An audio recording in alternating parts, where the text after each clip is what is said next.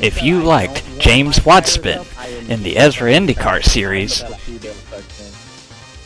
I don't care what it is. I don't wreck when I do this, so yeah. You know what? Marbles auto clearing, so technically you can clear the marbles off your tires by doing it. Oh, you hate to see it. You absolutely hate to see it. Doing great. Oh, and someone's off the track. That's James Watson warming up his tires. He loses it down into the grass.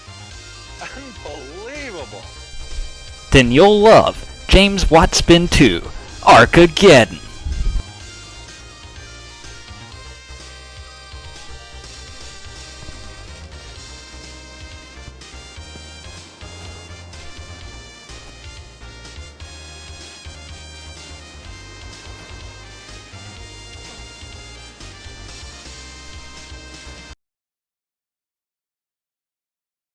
The tit, the most unassuming of bird species. The tit is from a large family of small passerine birds which mainly occur in the northern hemisphere.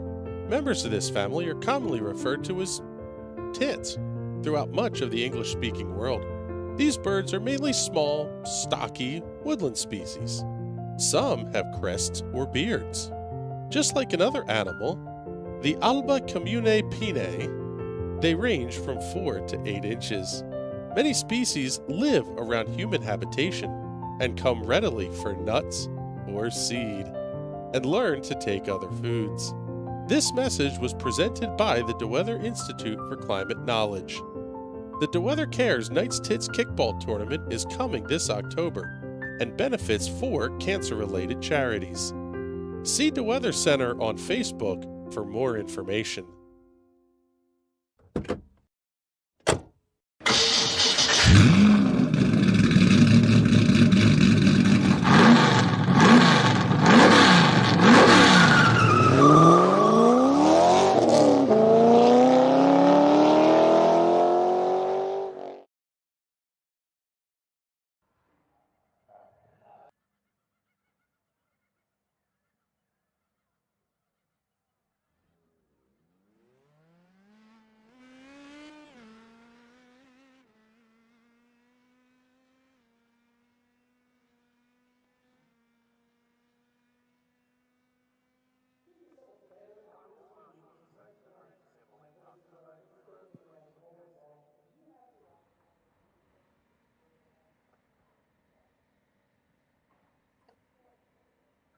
Good evening, ladies and gentlemen, and welcome to the PM18 SOF here at the beautiful Phillip Island Circuit.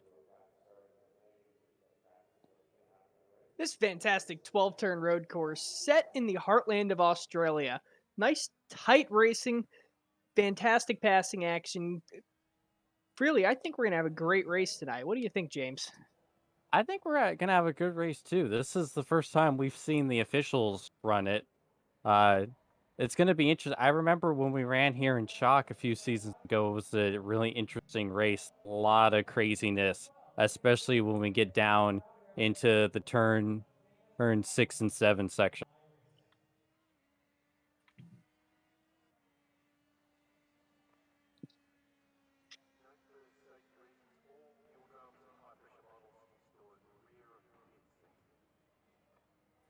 This track has remained mostly unchanged since pretty much when it opened in 1956 to today. Not even a chicane has been added to this place, only an extension of the pit lane. So we have a beautiful historic circuit here. Jason had some stuff prepared for how historic this place is.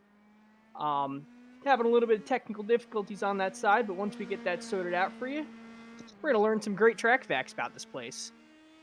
Yeah, it's a bit of a unique broadcast tonight, since obviously we don't have the main leader of NRN, so we're kind of having to make do here, and as you can see, it's going swimmingly.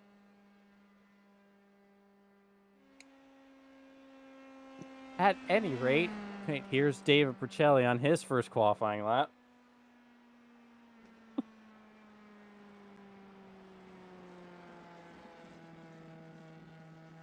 Don't worry, folks at home, we're professionals. We totally know what we're doing.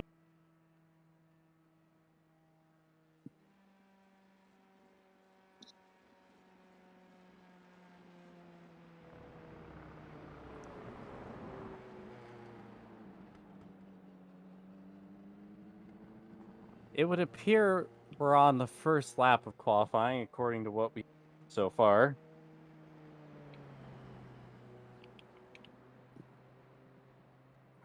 And Graham Sanders sets the first qualifying lap of the field with a 1 minute 24.38. Nicholas Daly goes even faster at a 1:24.16. Richard Holt putting himself out in P3 so far early in qualifying with a 1:25.1. Nagisa Yoshikawa goes even faster with a 1:24.95. Nicholas Daly still sitting on the pole. Chris Preston now up to the third spot. Everett Paddock knocks him off. He's up to second with the 1:24.38.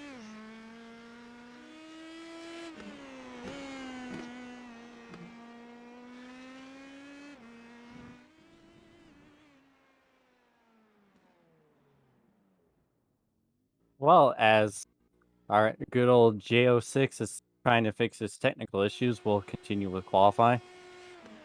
Trying to get our timing and scoring on our end to work.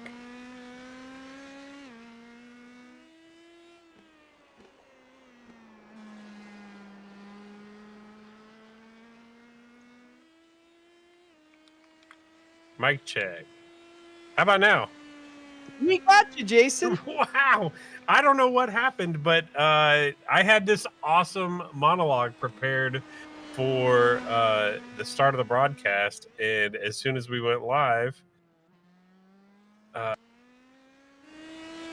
Yeah, it just seemed like it broke. We got the cue, and oh man, it's Murphy's Law coming to life here early in the race before we even take the green.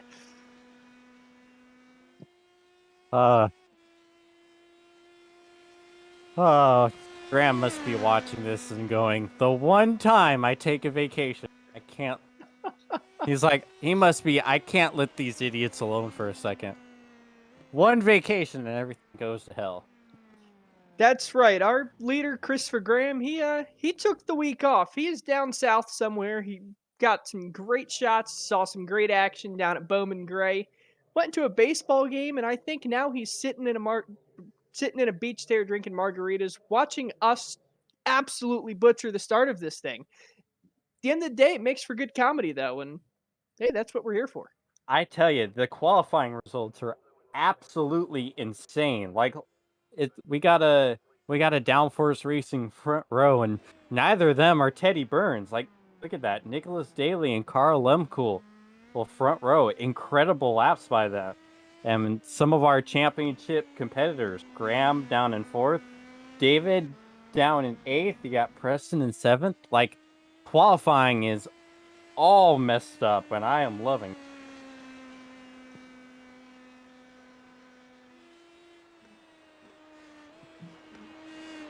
Chris Graham checking in the comments saying, hey now, I'm still listening. Well, yes you are, buddy. Yes you are. We're sorry, Graham. We're doing our best. Laugh, brush it off. We still have a race ahead of us. It's only qualifying. Yeah, we'll definitely be better for that. Maybe.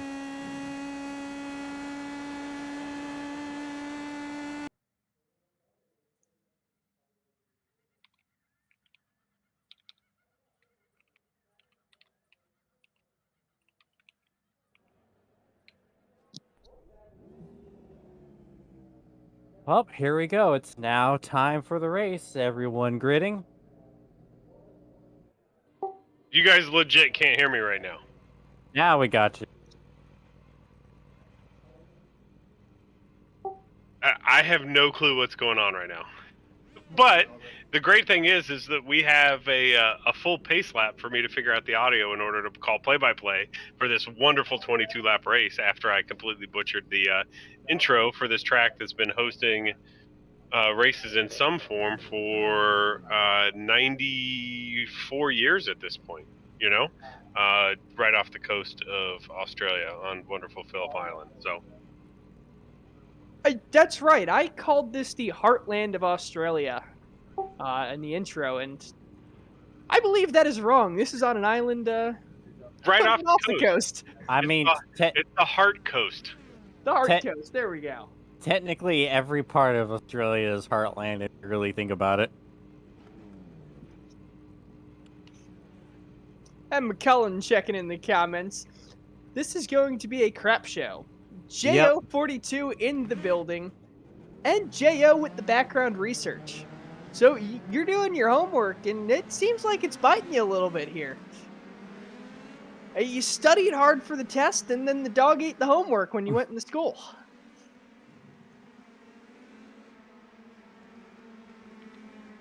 Well, let's get to tonight's starting grid. Yeah, on row number 1, Nicholas Daly out of Club Texas and Carl Lemcool out of Club Michigan. Patrick, you take row number 2. Row number 2 is going to be Everett Paddock on the inside and Graham Sanders on the outside. Row 3 is Austin J. Young and Nagisa Yoshikawa. Row 4, Chris Preston out of the great up north of Canada and David Porcelli out of New Jersey.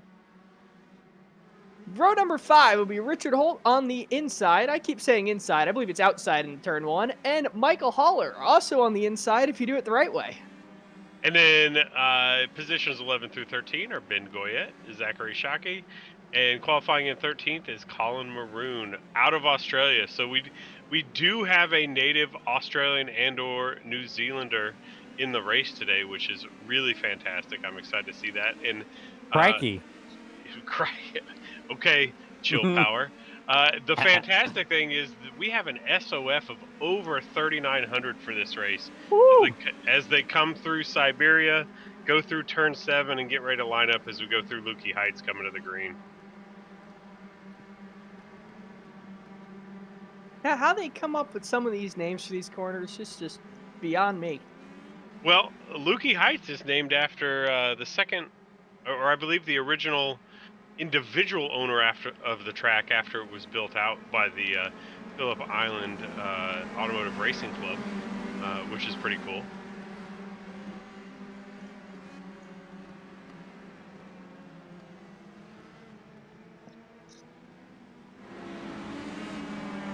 All right, well, we are getting ready to come to the green. The pace car's pulling away, and we are lined up 2 by 2. Pace car appears to be in. And we are just waiting on the jump. This long pit road here.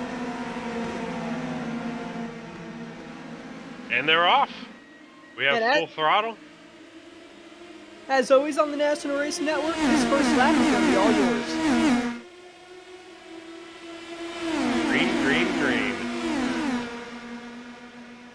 Preston with a strong move up the inside. Looking inside of Everett Paddock. I believe they touched.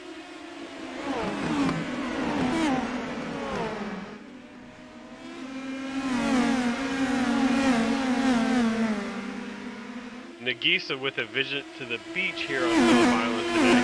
He's going to have a long recovery drive here. He's got 20 laps to do.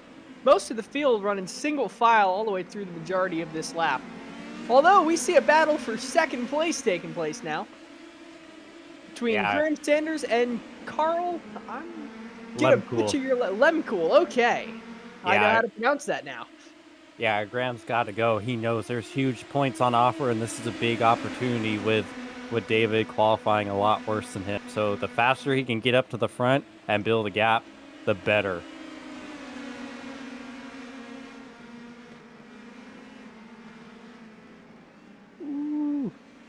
David's sending it. He knows he can't waste any time. That was a great move by Porcelli through down out of Lukey Heights. Side by side. Look at that. That is beautiful. Here we go. Bow for the lead.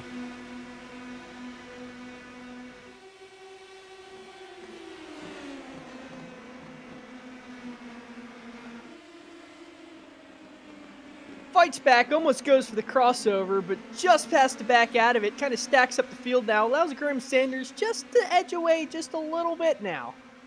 I think we might see a lot of that into one tonight. a lot of lead swapping. I think everybody's going to be on a low or low-mid downforce setup. So we're going to see a lot of big draft pulls down the front straight. Oh, we got a spin. Look, Speed, was that Austin Young spinning there? That was.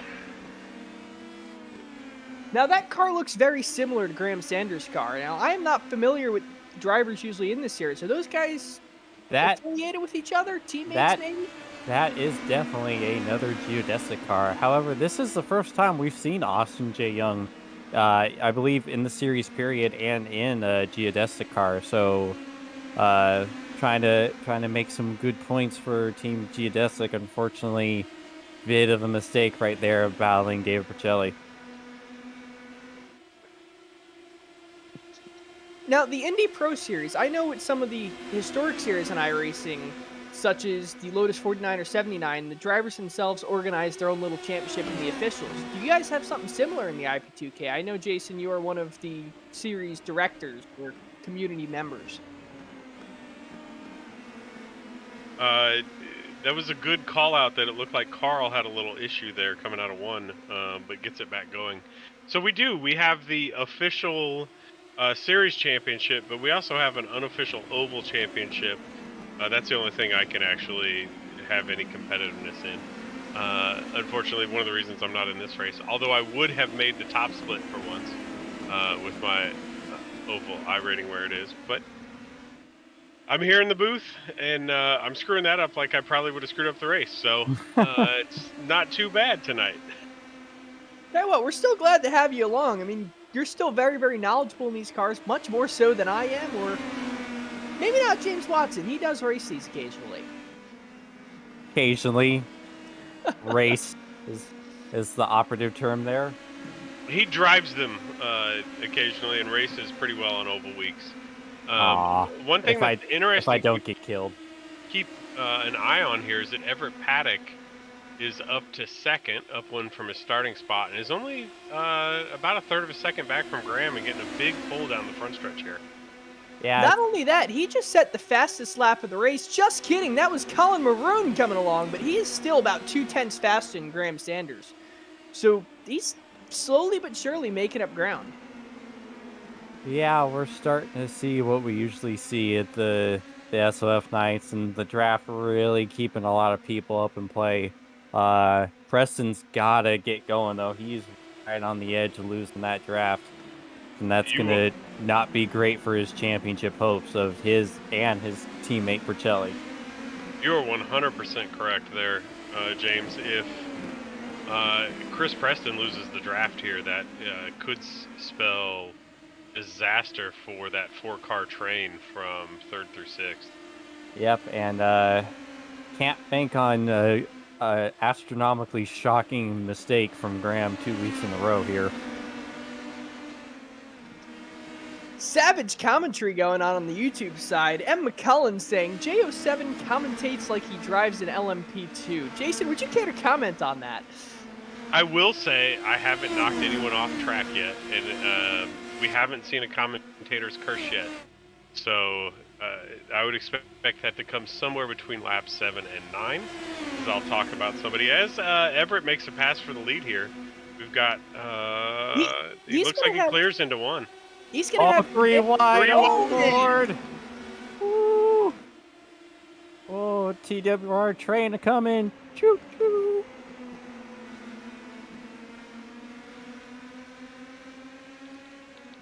I'm now hearing that we have a bot in the YouTube chat. The folks at home don't need to know that.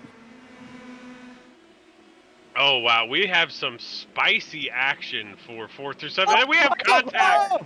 Oh, the 11 car goes around. Almost gets Holler as he comes through. Wow. We need to look at Pacelli's car. Yeah, we need a replay on Porcelli and Limcool there, because that was an amazing... And Limcool's off and into the tires. Like, there's no way David got through that without any... I'm hoping he didn't, because, yeah, that's more on the repair bill. Just locked the tires and slides up. It looks like the 2-car Porcelli got through there clear. And I'm not sure what happened with Limcool, but he was completely frozen as he went through Siberia and ran out into the tires. I wonder if the netcode gods were really kind to David there, because as you saw, he kind of blipped out right as David was passing. And we've still got action back up front as Graham drafts back around Everett into turn 1. This is going to be a really fascinating race where we see, with 4 or 5 laps to go, these top 3 are going to try and jockey and set up position to see who can take the lead into turn 1 on the last lap. You don't want to be leading with 2 to go on the penultimate lap. I'm a little surprised they're battling as hard. If they hold each other up just a tiny bit, they're going to give Preston and Maroon just what they need to catch back up. 100%. 100%, James. But for us here in the booth, I don't think that's a bad thing. I'd love to see a 5-way fight for the lead as we have another one going around. Oh. Like that was Colin Maroon there. What a Maroon. I see what you did there. A good old Bugs Bunny. What's up, Doc? And we just got DCMA'd. He just got struck by lightning right there in the Zanardi car out of Siberia and just gets it going again. Very, very punny, you guys. Hey, this is I'm actually going to tell Graham that this is the official dad joke broadcast of 2022 season 3. Have you heard me? It's always a dad joke broadcast. I try to get Graham to go, at least once per race. Well, while we're back here reveling in our own punniness, we've almost had 3 wide into turn 1 there. And Everett is throwing it up inside. That is massive. As it looks like Stead, Everett, and Graham blinking a little bit. Throwing the old Call of Duty lag switch hacks out here. Bots. That southern loop is super deceiving, though, down there. Oh, I hate... Yeah. I hate that corner. It trips me up every time. Bossman Chris Graham checking in the comments. This broadcast is just a joke. No need to offend dads. Absolute savagery. I think we're all going to be fired after this one. I was expecting that when I came in, so.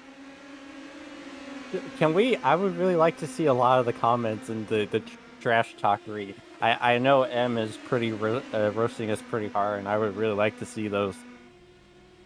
It isn't an NRN broadcast unless someone in the booth is just getting roasted in the comments. Well, while we're getting roasted in the comments, Preston is right back.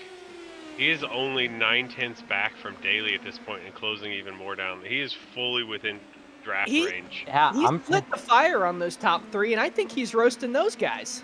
I'm telling you, they're battling way too hard for the lead they had and the amount of time that's still left in this race. They're battling a lot harder than I would have thought. We're only about a third of the way through this race. While it's kind of calmed down single file here, should we go through the field? Sure. You can butcher everyone's names in the process. How about you take the through the field, James? No. All right, I'll take it then. So we've got Everett Paddock leading here, working on his championship hopes here in the Indy Pro 2000 Season 3. Graham Sanders right behind as Nicholas Daly looks outside down through Lukey Heights. Porcelli and Preston are right there as we come back around through turns 11 and 12 down onto Gardner Straight. Then we have a pretty large gap of about 3 1/3 seconds back to Richard Holt. Austin J. Young in 7th. Colin Maroon has recovered from a spin to hold off in 8th. Nagisa, as we recall, visited the beach here on the wonderful Phillip Island on lap 1 and is back up to 9th after dropping all the way to 13th. We have Zachary Shockey making a move around Ben Goyette, Michael Haller in 12th, and Carl Limcool has withdrawn from the race as the only car out tonight in 13th place. You feel bad for Carl. Absolutely incredible qualifying lap. You would have liked to seen him get at least some sort of good result. 100%. I ran with him in a race last night, and he won, and he had a great pace. Beat Everett in that race, and like you said, you hate to see it. You know, while M.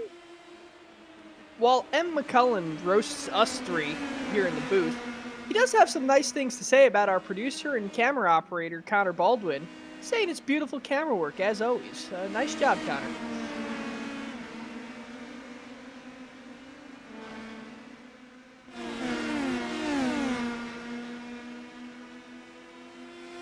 You're not getting paid at all. None of us are.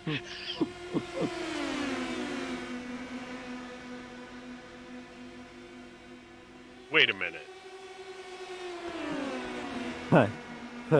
Breaking news, everyone. It sounds like I need to renegotiate my contract at National Racing Network. I'm just in it for the racing, guys. Like, I'm just here for the fun. We got a little blink out of Everett, but not too bad. I wonder if he's actually racing here from the beach of Phillip Island, and maybe the internet quality's a little off tonight. I thought Porcelli was going to take a look inside of Paddock there. He was definitely Honda. looking. He was looking. He's super aggressive here through Siberia.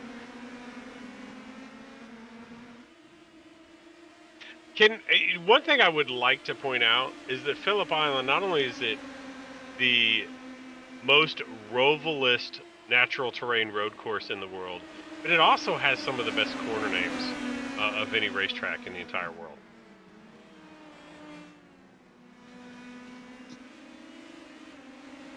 Suppose I'll agree with that.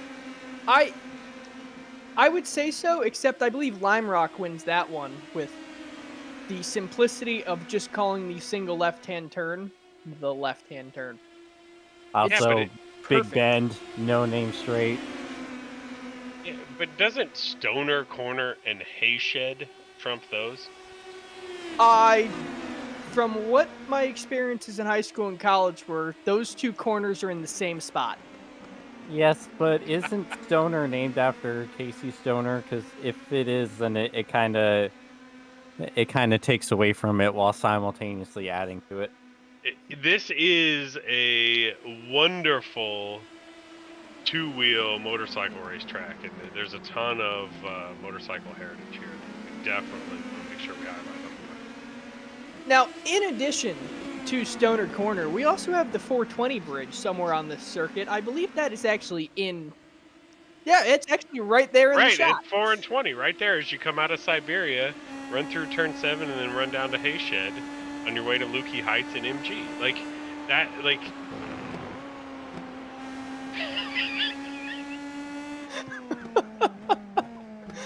Sorry, I couldn't keep a straight face for that entire thing, as we've got an absolutely incredible 5-way battle for the lead. It's a shame that this amazing battle is being wasted on such a terrible broadcast team. Yeah, Everett is absolutely hanging it out there on the outside through turn 12 and getting a massive run by doing it. Now, he's got the inside position down here into 1. Oh, David wants to send it 3 wide. You know it. Oh, boy. And thing about this track, which you saw right there, is the outside line is almost preferred in turn 1 because of how big and sweeping turn 2 is. You want the inside for that corner. Yep. But it still doesn't help. Sanders hangs on to the lead. They're Noah's Arking it down here into Honda almost, with the 2x2 look by Daly there. But we have an absolutely incredible battle for the lead here, as any of these top 5 guys could win this race.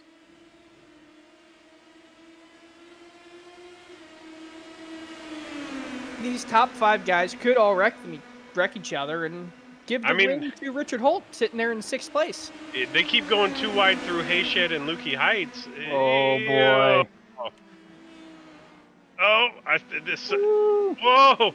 Porcelli with a right front lockup down there through MG, and Everett's going to get a huge run on these two as they were going too wide. Here he comes. He's going to throw it 3 wide straight up the middle. Oh my lord. I do want to agree with both of you gentlemen that this broadcast is absolutely wasted on this broadcasting team. The quality of the racing far outpaces the quality of the broadcast team. Well, we don't have Graham steering the ship, but at least we still have me making unintelligible screaming. Can't be an Indy Pro 2000 broadcast without that. As we have another look up the inside, 2 wide. What a Oh, big man. wiggle from Graham. He had the massive wiggle. Oh, Everett hung a little outside there through Siberia. Everett had a big wiggle of his own too. It's big wiggle after big wiggle, and we're seeing all kinds of lead swaps here. Porcelli with he actually thought better of it into Lukey. Oh, if only you saw what was going on behind the. There it is! Oh, man. Porcelli and Daly make contact. And they're going to get passed by Richard Holt. Richard Holt has now put himself, I don't want to say back in the fight, but he's back into the top 5. Yeah, he's just got to After hope his Lightning early doesn't start. strike twice. And he's going to be right there. Let's see the replay here. A slight lockup. I couldn't tell if that was netcode or a touch, but they were running so close lap after lap that It just looks like Porcelli locked it up and Daly had to take evasive action and just had to throw it into the grass. oh wow, But no yeah. contact. Yeah. That's a punt. No punterino, please. That's rough because without knowing exactly what downforce level each of those guys are running, they have completely different brake-in treatments into that turn, and it's tough. They made it through clean 13 times, and with how close that top 5 were running, it was unlikely they were going to make it through 22. So we'll see how this goes, but this is good for the top 3.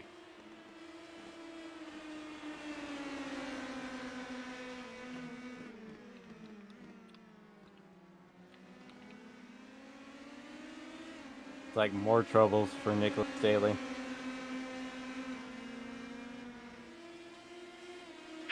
Front wing damage, it looks like potentially has not come into pit lane, but he has continued to fall down the order.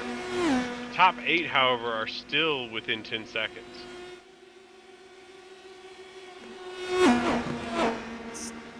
Still anyone's race. I mean, we don't have cautions in the series, but with how close these top 3 have been driving, they could still all wreck into each other and hand it to Richard Holt or even give it back to Porcelli or Colin Maroon. Yeah, I mean, I definitely want to call out Richard Holt's recovery drive so far after that half spin early to now be up in 4th. That's a strong drive, and he's clear of the draft from behind. So if anything happens here on this podium battle, Richard's right there and poised to bounce.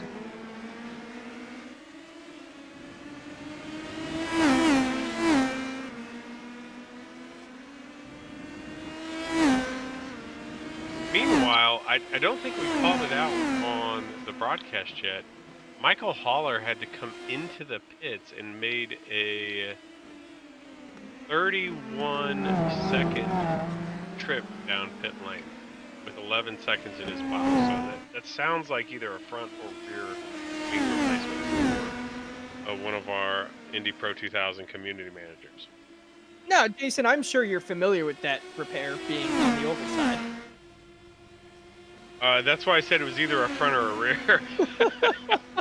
I'm pretty sure it was one or the other. 2 wide going into turn 1 now. Everett Paddock going to maintain the lead coming through here. Will Sanders try and make a move going into turn 2? No, he's going to lay back. Ooh, closing the gap on the mid corner. This is That going to southern loop, Patrick, is such a great corner because it's almost... You could treat it as a double or triple apex depending on what the downforce setup on your car is, and you can just really play with the car in front and behind you with the air. I've actually never driven this track in a car with wings. My only experience at this track's in the Lotus 49. So you kind of go through there hanging back end out. It almost looks like a Formula Drift competition with Lotus 49s here, everyone all coming through. It's really fantastic the way we kind of slide up next to each other. No matter what kind of car you're in, it's a really fun corner. It's a great, really every corner on this track is a great corner. And as we say that, Graham looks like he's kind of testing out Everett's defenses as he came into Lukey and then backed out. We'll see what kind of run he gets down here on the front stretch. But if he wants to, I think he'll be able to pull into the lead. And it's interesting that they're starting to pull away from Chris Preston here. Yeah, Preston is just barely hanging on. He's going to need them to Paddock going for a the little huge more. dive. Or excuse me, that was Graham Sanders going for the huge dive, and he's going to be Sanders went for the huge on. side, and then Paddock looked at the crossover, and then Preston's right back in the draft.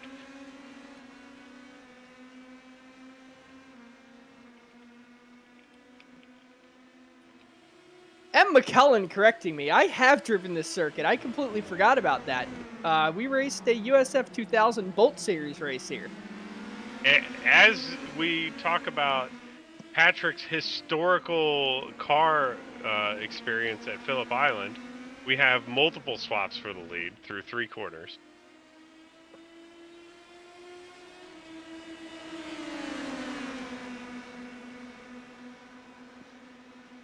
We My don't. apologies, Jason. I just get worked up over historical motorsports. It's such a historical track. It's a great track. It's one of... oh, there comes Everett back in. It is, I think it's one of the most underrated or unknown racing circuits in the world. And I wish more people knew how fantastic this track was in almost every car.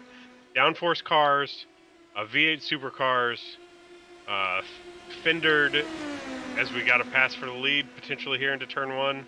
Everett's hanging it on the outside. He's testing out Here comes inside or outside. Preston. He's clear going in the 1. He's clear, fully clear.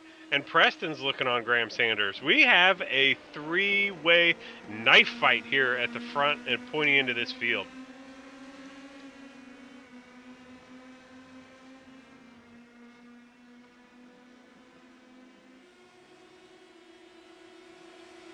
Gotta love a 3-way down in Australia. Isn't that like the square root because you're down under? It might be the square root. What's that? 0.3? 0.3 repeat? It's counterclockwise on the flush, right? That's why we turn left here? I believe so. Everett with a slight tire dip there up into Lukey. I can't even begin to imagine how much head shaking Chris is doing while watching this broadcast. I'm sorry, Chris. We love you. We're doing our best. The best part is we're going to have, what, 5 to go at the line here? Something like that. I didn't come here for the math. There's math? 4 to go. 19, 20, 21, 22, 4 to go. Yeah, math was not my strong suit. So we still have an absolute dogfight up here for the top 3. Biggest mover of the race so far, even with this incident, is going to be Colin Maroon, up 7 spots from where he started. Biggest loser, unfortunately, is going to be Carl Lemkool, who had that incident early on in the race. He is down 11 spots from where he started on the second row. Preston with the peak on Paddock there into Honda.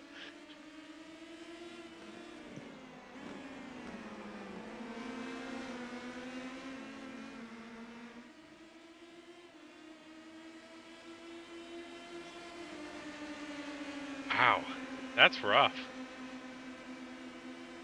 We really need to tell our producer to shut up one of these days. I know the broadcast We can, can't that's hear the our problem. producer, but we can. As we break the 4th wall again. Luckily, Whoa, what a big save wiggle. by Preston. That was a wiggle right there. It was such a big wiggle. We're going to make a new word.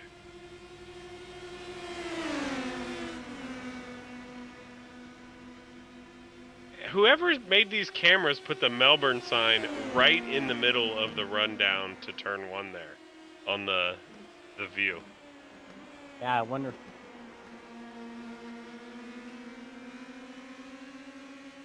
A little bit further in the back, as things have kind of calmed down at the front, Nagisa Yoshikawa with the recovery drive of the race right now.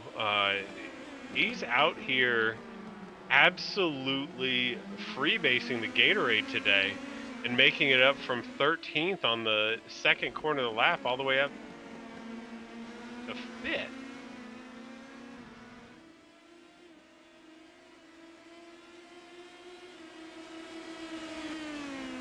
Battling for 4th.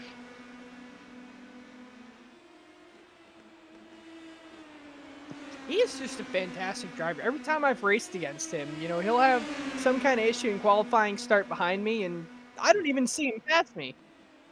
And oh yeah, he's aggressive. He gets it done. Yeah, and as we're watching this, it's still in order and close at the front. Graham Sanders looks like he's making a move into 1. Is he gonna pull it off? I can't tell because of the bridge over the front straight.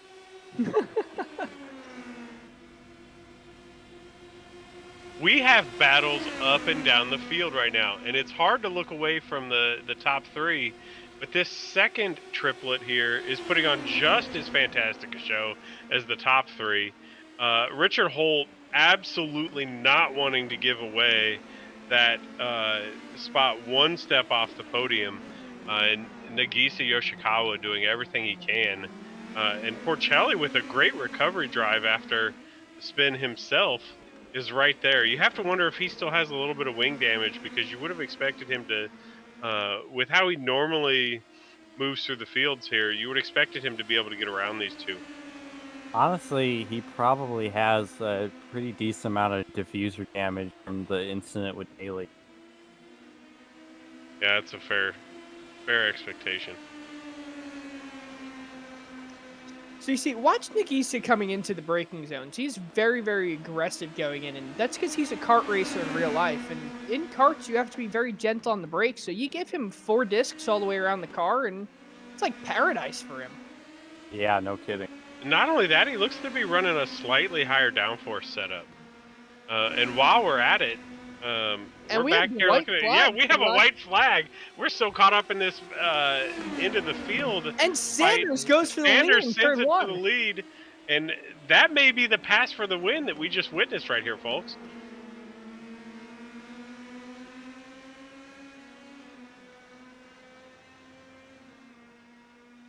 You got to wonder if Paddock is going to get a huge run down here into Honda and trying to get around. Yeah, he's set up. He's going to try and hold the outside here and set up the inside entry into Siberia. We can't quite do it. Do we think he's going to have one more shot at the line if he can get through Lukey Heights and MG cleanly? I don't think so. It didn't look like you would be able to be past the car ahead in time at the line. He's going to try for it, though. He's going to have the draft.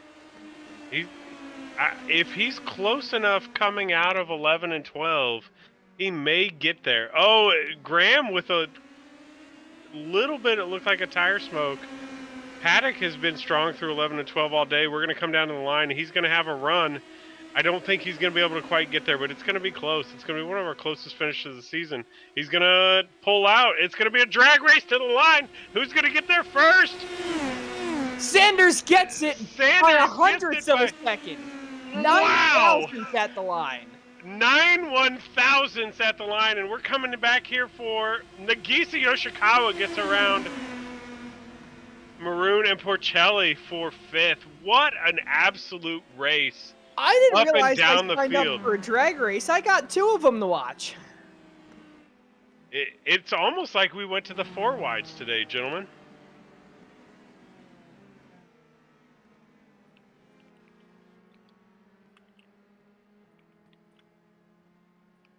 I'm catching my breath. I don't know about you guys, but that was a phenomenal last lap, and what a fun race to call. Like I said, more people need to get right with Phillip Island because this is one of the best tracks on the service.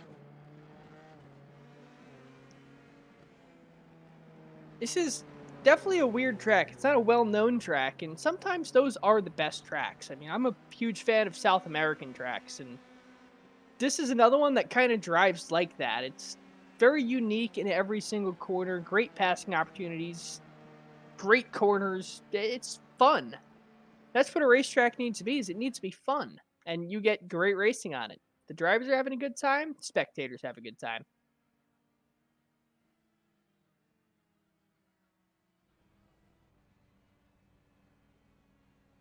I don't know about you, gentlemen, but I think I need a Salimo after that finish.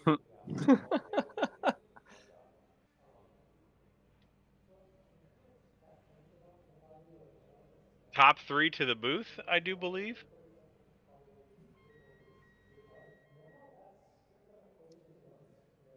Yes, sir. We are calling Graham Sanders, Everett Paddock, and Chris Preston to come on down to the waiting room, and we will get ready to pull you in.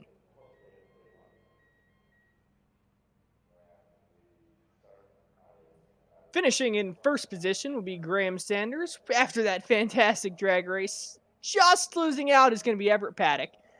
Following them is going to be Chris Preston. Then winning the second drag race is going to be Richard Holt. Actually, no, he finished by himself. The second drag race was won by Nagisa Yoshikawa, followed by Colin Maroon, David Percelli, Austin Young in the 8th position, Zachary Shaki in the 9th position, Ben Gietti in the 10th position, Nicholas Daly, Michael Holler finishing 11th, 12th, and Carl Lemkool, after a tough lock, ends up tailing the field off in 13th position. Really, absolutely great showing by Colin Maroon today. Showing up for the Anzac crowd with taking the 13th car, just barely making it into this top split, bringing it home 6th. Big iRating day for Colin. It's good to see. Well, first up into the interviews, we're going to pick our third place driver, Chris Preston. And what's going on, Chris? What a fantastic race. You drove your way up into the front, into that pack of cars. What was going through your head as you were watching that drag race down the front stretch? Oh, that was a crazy end to that race. From my perspective, I thought Everett had him, but I saw afterwards 7,000ths of a second. That's crazy. That's one of the closest finishes I've seen in this series. Did you think you had anything for him, or were you just laying back and hoping they kind of wrecked themselves so you can get around? No, I really had nothing for anyone in this race. I don't know how I moved that far forward. I'm not that quick at this track. I just bought it this week for this race. Yeah, it is a very draft-heavy track, and with them battling, it really allowed me just to catch back up and hold the draft just to try to keep the guys behind me. But no, I was just a passenger in their tow for that race. Well, you guys still managed to put on a fantastic show. Why don't we get all your sponsor plugs and thank yous in? All right, I got to thank Team Watson Racing, Limo Boys Racing, and our sponsor, Sunny Farms. Of course, I got to thank you guys every week for this fantastic broadcast. And it wasn't so fantastic today, Chris. Oh, come on. I still thought it was great. It sounded fine to me. Don't sell yourself short. Oh, we thank you very much for the kind words. Sorry, I got one more to give out. I got to give out a special shout out to my parents who watch every single week. They love the broadcast here. They love watching us every week and the show that all the drivers put on. So special shout out to them. Oh yeah, well, we thank them for tuning in and hope to see you next week. Thank you. Next up into the booth is going to be our second place finisher, Everett Paddock. Everett just missing out on that drag race. What happened there? Oh, I forgot to shift at the end. No way. No, no. I just didn't quite have enough to get by Graham. I was trying to time it right. It's a combination of getting out of that last hairpin, and you got to be flat and pull out at the right time. And I was judging by the other laps. I thought maybe I had enough, but just wasn't quite enough. That's where I wanted to be, but it wasn't good enough. Were you expecting Graham to take the move going into turn one on the penultimate lap?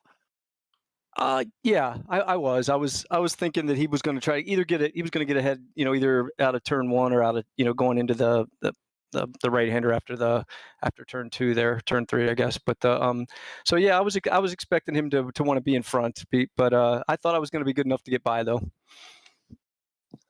Well, it was a fantastic show. You guys were battling just about the entirety of the race, and unfortunately, it didn't work in your favor. But 7,000 short, that's nothing to scoff at.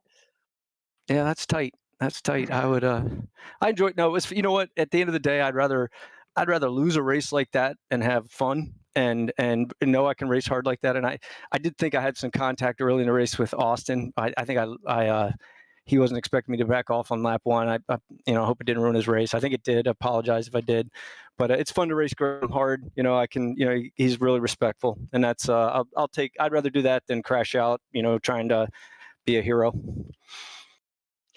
Well, let's let you get your sponsor plugs and thank yous in. And yeah, thanks. I just want to, thanks to National Racing Network for putting on the broadcast. Appreciate it. Brings everyone out, and thanks for Graham for the clean race. And I don't think I had any of my TNT teammates with me this week. Was a little lonely out there by myself, but we had a good time anyway. Take care, guys. Hopefully we'll see him back next week. Thanks for joining us.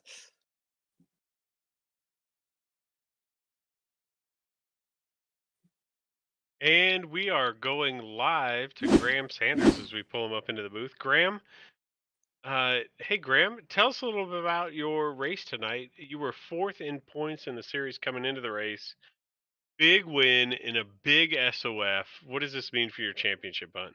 Oh, it's that was important. I know that race it'll probably end up being a drop week for David. So I mean, I've already used 3 of my drop weeks. So, and unfortunately, I'll be using another one tomorrow or next week. So, yeah, that was really important. I gotta the rest of the season. I've really gotta nail these races, and I can't afford any big mistakes. And that was some awesome racing. I mean, Everett, Chris, David, Nicholas. I mean, everyone did a fantastic job. It was super fair racing. Probably one of the most respectful races I've done in a long time. That was a lot of fun. That's great to hear. I know from here in the booth, it was actually tough to keep one eye on the top 3 with you guys swapping the lead every lap, and then keep another eye on 5th through 7th because they were swapping positions just as much as you guys were. I know Everett had really great things to say about the respectful racing you had out there. Did you think he had enough coming to the line coming out of turn 12? And walk me through what you were thinking coming down to the checkered flag there. Yeah, I mean, it was kind of tough to tell. I thought he was running lower wing than I was, but we were talking after the race. He was saying he thinks I had lower wing. I was pretty confident he was going to get me. I think maybe 3 or 4 laps before the end, he actually did get me before the line. And then on that last lap, I almost threw it away. I locked up going into the hairpin in that last sector, and managed to keep him behind me. But damn, was it close. Well, I definitely appreciate the clean racing, the great show you put on tonight. Like we mentioned, it's going to be a great week for you in the points. I think SOF was over 3,900 in this race. That's huge. Let's get your sponsor plugs in. Yeah, I just want to thank the team, Austin as well for tonight. He this is actually his first race in this car. I think he did a really, really good job. So really proud of him. All the sponsors, GSI, GoPro, Wiv Italy, GSI. I think I said that twice, but thanks to all them. And of course, all of you guys for the broadcast. I appreciate it. Not a problem. Hey, as a fellow GSI owner, Mr. Gomez himself puts together a great product. And I think 2 mentions is entirely appropriate. Yes, 100%. Best wheels out there. Patrick, why don't you take us home? Well, Graham, thanks for joining us. Always happy to see you up here in the booth, and we'll see you next time. Thanks, guys. Oh, what a fantastic show we had here at the historic Phillip Island Circuit. And I don't know that I would say fantastic, but the on-track action was fantastic. The show itself was mid. you know what? For a bunch of amateurs, I'd say we didn't do that bad of a job. I think that's fair. And I am not familiar with the series, but you boys can tell me where are we at next week?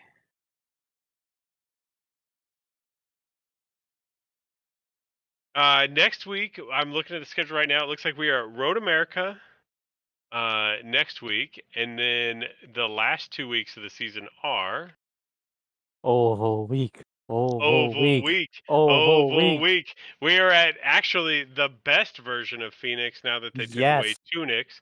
We are at Phoenix 2008 Oval in week 11, and then Nordschleife with a 5-lap sprint to finish out the season. So really, you have one of the best natural terrain road courses in North America. You have one of the best versions of one of the best ovals outside of IMS in North America, and then the all-time greatest European road course in week 12. So we have a fantastic sprint to the finish here. I disagree with you there. The Nürburgring is not a road course; it's a street circuit.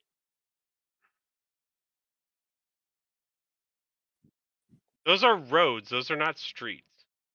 There are no homes alongside them. There's a castle in the middle of the track. Well, before we go off track, I'd like to thank everyone for tuning We're in. completely off the rails in true Chris Graham spirit. Thanks for joining us. You all have a fantastic night. Have a great weekend, everybody. Remember, check out Pete's at the Pagoda podcast, National Racing Network, for all your real life racing news, as well as some of the best iRacing commentary around when the three of us are not on the broadcast. Before we sign off, Chris Graham saying Jason Owens should call the Green Hell race if he likes it so much. I think we make that happen. And on that note, good night, everyone. Good night now.